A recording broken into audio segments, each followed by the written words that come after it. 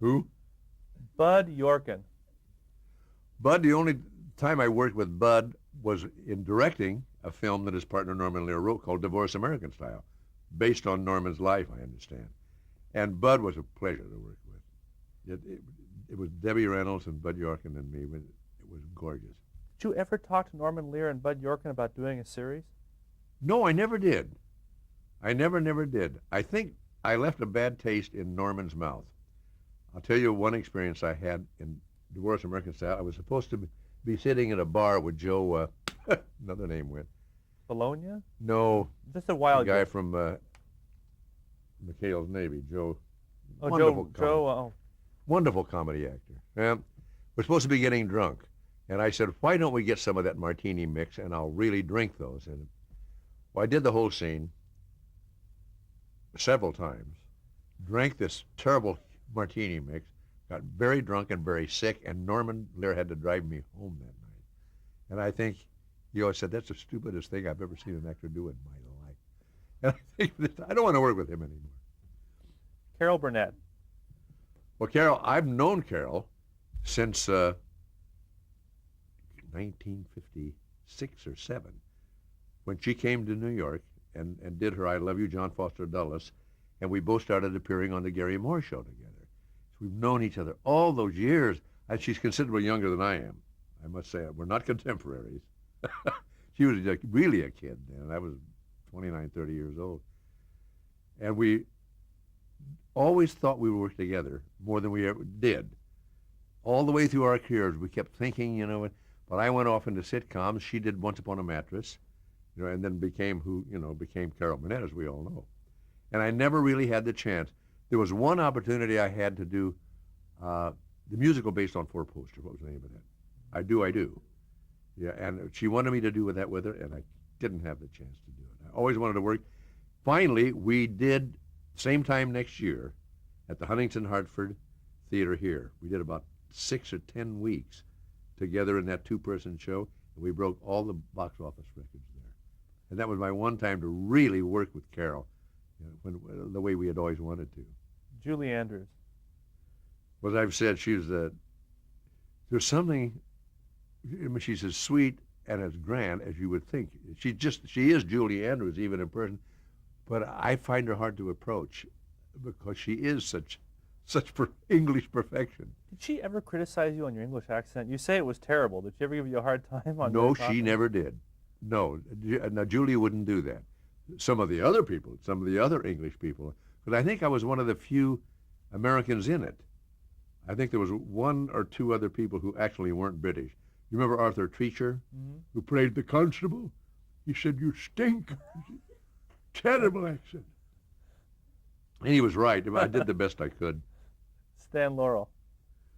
Oh, well, as I said, I was a fan of his from the time I was old enough to go to the movies. My mother would have to come on Saturday and drag me out of Laurel and Hardy movies. And when I was out here in about 1963 or 4, I had asked people, whatever happened to Stan Laurel? Nobody knew. I was looking for a phone number in the Santa Monica phone book, and there it said Stan Laurel. Not Stanley, Stan. So I called him and introduced myself, and he recognized the name from television and invited me over to his house. He was here in Santa Monica in an apartment, and I came in downstairs and pushed the number, and as I'm walking down the hall, he sticks his head out and says, "Hello, Dickie." And that was it. And I spent that afternoon with him, and several afternoons later, until he was about the age I am now, I think. And he loved to reminisce. So like this occasion, all I did was pump him with questions. What made you think of this? How did you do this? How did this happen? And he loved to talk about it. I wish I'd had a tape recorder. You do know that even now, occasionally, unconsciously, you do a Stan Laurel face. We like it so much we stuck it in the main titles of the show. I do know. that. I can't help it. Well, he said, "You've been stealing from me." I said, "That's right." But he gave me 2 great compliments. He said, "Dickie, if anybody ever plays me, I want you to." And then when he passed away, I was invited to do the eulogy at his funeral. And it's in the foreword of a book called Mr. Laurel, Mr. Hardy. Yeah, that was a great experience. My childhood hero. Byron Paul. He was the guy who practically put me in the business. We were online trainees in what was then the Army Air Force. And I told you, Byron brought me at his own expense before the CBS execs, and they put me under contract, which got me going. Jerry Van Dyke. Yeah, he looks kind of like has a sinus. Yeah. You know how he got in the business? He was 16 years old. I was out here at about 21 or 2 years old doing my act. So my mother and father and Jerry drove all the way out here in their old Chevy to see me. And Jerry came and saw the act.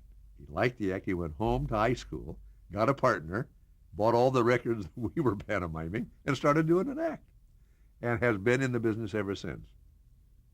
And has come along as my favorite comedian. He can make me laugh faster than anybody else I know. Were you an avid watcher of Coach? Yeah, just to watch him. It took so many years for them to find the right part, and he was Luther. I mean, he is a loose cannon. That's the perfect part for him. I'm hoping that the ABC will be able to build some kind of a sitcom around that character, Luther. That'd be great. Yeah. Barry Van Dyke. Barry Van Dyke is my handsome son, who I tried to bring up the way my parents brought me up. They left me alone to make my own decisions, and I never encouraged them or discouraged them. And when asked why he went into business, he used to hang around the Van Dyke show when he was small, and he said it looked like everybody was having a pretty good time. So I decided I'd like to do that. He chose drama as opposed to comedy pretty early on, didn't he? Yeah. Yeah, he wanted to do some drama, but he probably has more pilots in the can than anyone except Tim Conway.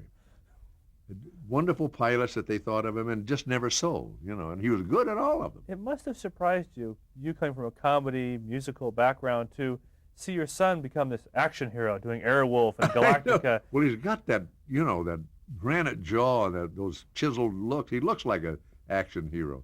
But as you know, on the set, he is a very, very funny man.